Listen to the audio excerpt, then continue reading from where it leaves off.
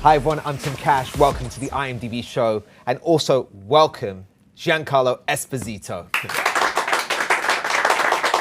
Thank you so much, Tim. So good to have you here. I'm happy you got the dress memo. Yes, I did, and I see you did as well. Yes, sir. Let's get straight into it. Gus Fring. I mean, that is the very definition of a fan favorite. Excuse me, everyone. Could you all please take a moment and join me out here? You brought him back for Better Call Saul, but in a different way. We get to see a life before Breaking Bad. What was the challenge as an actor bringing those years? The greatest challenge for me was to go backwards in time, was to figure out how to make such a very strong, demonstrative character have vulnerability, have his humanity, and have a place to grow. And so I kept racking my brain to figure out how to take years off his life, but to allow him to have the elements that he doesn't have when we've seen him, when we come to know him in Breaking Bad all those years before. I investigate everyone with whom I do business. With careful man wouldn't. So, I start sometimes physically to see what I can do physically to change who he is. And I think the physical... We're not talking extensive Botox to No, I wish we were. Well, of course, certainly younger, but the mental change was the biggest challenge, and also the hair. I went in and I said, I'm going to keep my hair a little bit long, gave them a heads up a day before we start to shoot.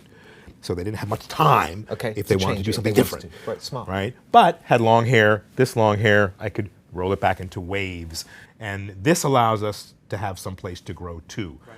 But the challenge has been every time to remind myself, look, Gus is a bad...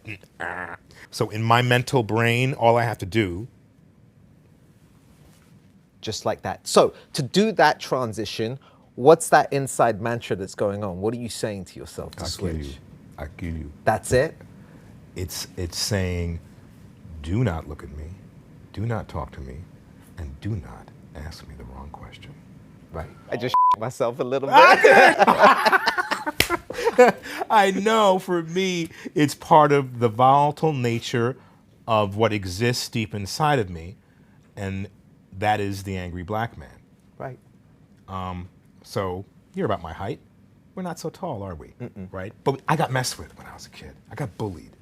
And so to not be bullied, I had to let someone know that if you stepped across the line, I would do something absolutely crazy. Right, that's not the one to mess with, right. Right, and so part of that look also exemplifies that thought in my brain.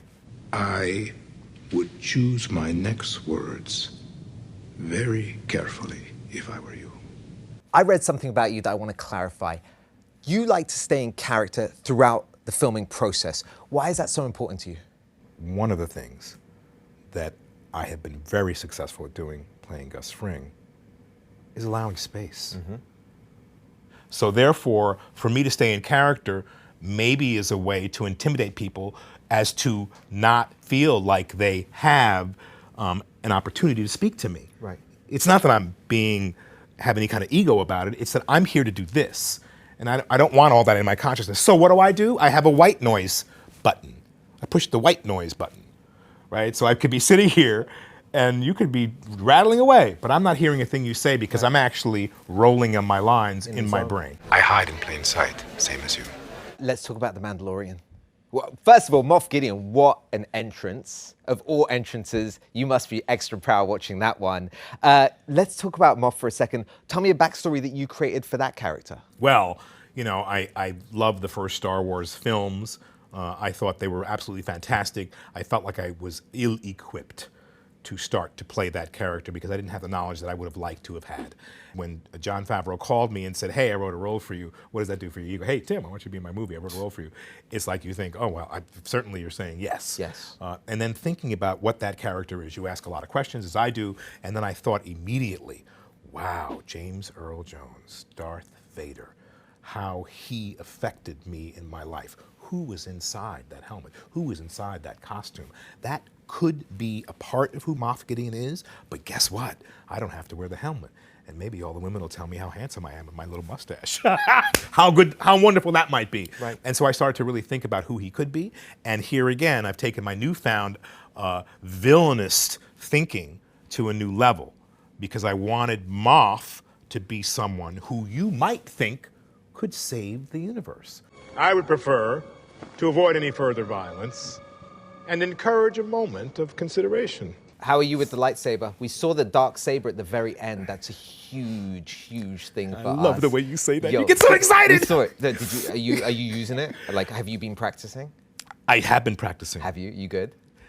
I'm decent. Okay. I'm getting better. But you have to respect the power of it, the energy of it. It's long, dude. Like, I bopped myself 3 times already. Pop in the head. I'm like, oh my God, what do? I start laughing. People look at me, they want me to be the expert right off the bat Right. because I'm the badass, Yeah. right? But you know what? It takes practice. So we have long ones, we have short ones because sometimes they have to put it in. And guess what? I can say this. I can say I'm going through my head, spoilers, blah, blah, blah. I can say it. Go on. I've broken 3 of those bad boys. My man. Yo, that's how you meant to do it. And the guy just like, pull. I ain't pulling nothing. I'm coming at you. That's all I'll say. I have some great scenes in this next season coming up that are going to really, really excite you. I love to fight. I want to be the best. I'm very competitive. And I have some great partners with which to practice on. Lay down your arms and come outside.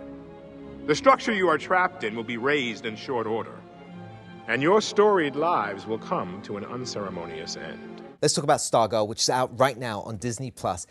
Is it refreshing to not be playing a villain? Are you kidding me? Underneath everything, I'm really a happy guy. Sometimes, not all the time. I prefer my light There's that side. angry black man again. Yeah, I know, There he you comes go. out. But I have nothing to be afraid of anymore. You know what I mean? It's all of a sudden, you know, look, I'm accepted now. So what am I trying to prove? Only that I can still be that angry black man and carry all that stuff with me. I love this film, Stargirl. It's a film that I did. Second movie I've done in honor of my 4 children. I have 4 daughters. This is based on a Jerry Spinelli novel, which is very, very special. It is about empowerment. It is about having, living a life that is creative and in wonder. You like Stargirl. I don't really know her.